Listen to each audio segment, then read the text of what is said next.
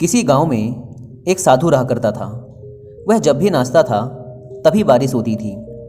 इसलिए गांव के लोगों को जब भी बारिश की ज़रूरत होती तब यह लोग उस साधु के पास जाते और उनसे अनुरोध करते कि वह नाचे, और जब वह नाचने लगते तो बारिश ज़रूर होती थी।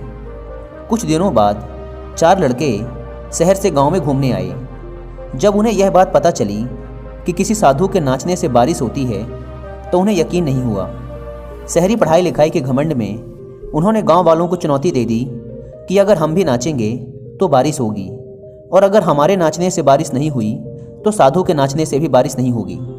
अगले दिन सुबह सुबह गांव वाले उन चारों लड़कों को लेकर साधु के कुटिया के पास पहुंचे।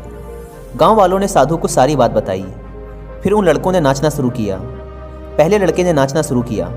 आधा घंटा बीत गया। फिर पहला लड़का थक कर बैठ गया, पर बादल नहीं दिखे। कुछ देर बाद दूसरे लड़के ने नाचना शुरू किया, और 1 घंटे बीतते बीतते वह भी थक कर बैठ गया।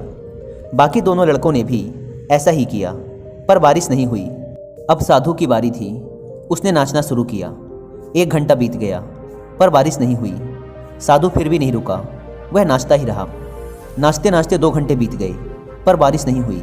4 घंटे बीत गए, पर बारिश नहीं हुई। लेकिन साधु तो रुकने का नाम ही नहीं ले रहा था।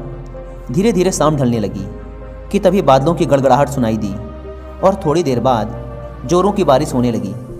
यह देखकर चारों लड़के दंग रह गए और तुरंत साधु से क्षमा मांगी। फिर चारों लड़कों ने साधु से पूछा, बाबा, भला ऐसा क्यों कि हमारे नाचने से बारिश नहीं हुई और आपके नाचने से बारिश हो गई? साधु ने उत्तर दिया, जब मैं नाचता हूँ तो 2 बातों का ध्यान रखता हूँ। पहली बात तो मैं यह सोचता हूँ कि अगर मैं नाचूंगा तो बारिश को होना ही पड़ेगा, और दूसरी यह कि मैं तब तक नाचूंगा जब तक कि बारिश ना हो जाए। सफलता पाने वाले में भी यही गुण विद्यमान होता है। वे जिस काम को भी करते हैं उसमें उन्हें सफल होने का पूरा भरोसा होता है, और वह तब तक उस काम को करते हैं जब तक कि उसमें सफल ना हो जाएं। इसलिए अगर हमें सफलता हासिल करनी है तो इस साधु की तरह ही अपने लक्ष्य को प्राप्त करना होगा।